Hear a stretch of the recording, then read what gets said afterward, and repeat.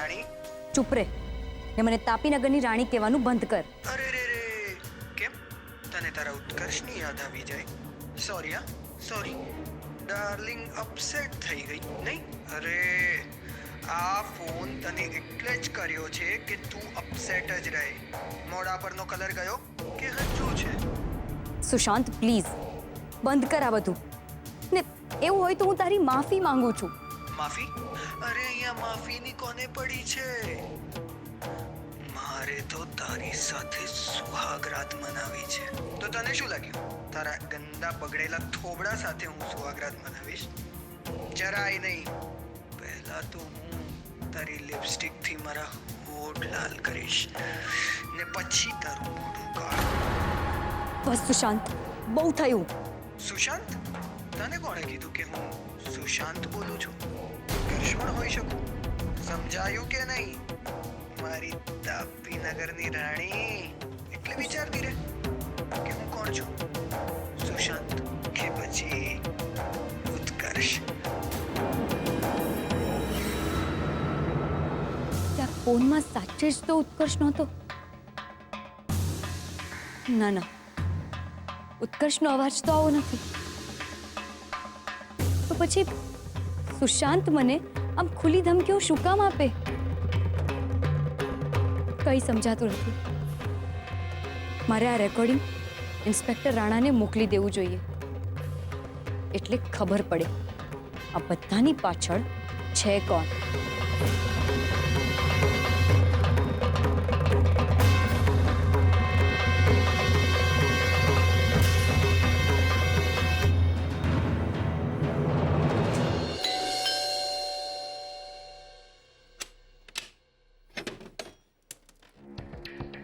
Inspector Rana તમે? Yes, ઉત્કર્ષ છે? ઉત્કર્ષ? હા. કેમ તમારું ઉત્કર્ષનું શું કામ છે? એને થોડાક સવાલ પૂછવા. રાણા સાહેબ, કદાચ તમે ભૂલી ગયા છો કે વોરંટ વગર તમે આ રીતે આવી ન શકો.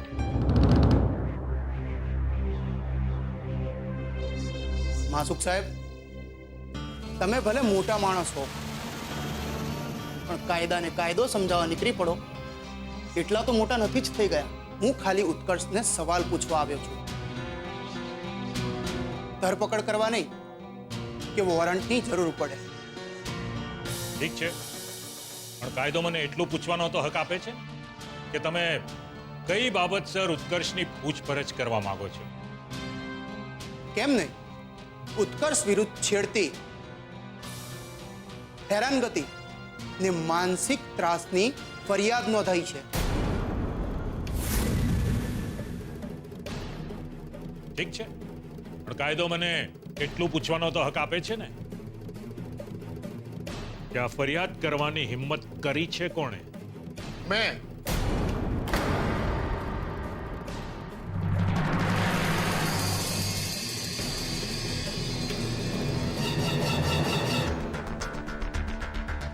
કિંજલ ભટ્ટના બાપ મોહન ભટ્ટે હિંમત કરી છે.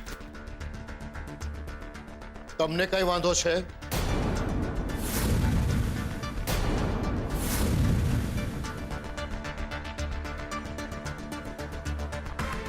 મેં પૂછ્યું વાંધો છે? કરશે જવાબ આપવો જ પડશે. પણ પપ્પાજી, આ બધું કરવાની શું જરૂર હતી?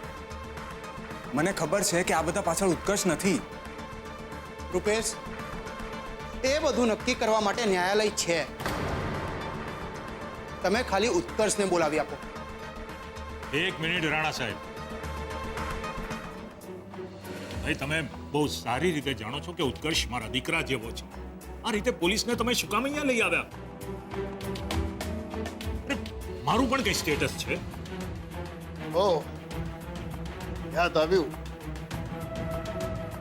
ભાઈ તમારા પૈસા વાળાઓની પાછી ગુડવિલ પણ ખરી ને? હા, ધેટ મીન્સ વાત અહીંયા ગુડવિલની છે નહીં? તો બોલો બોલો, તમારી કિંમત કેટલી?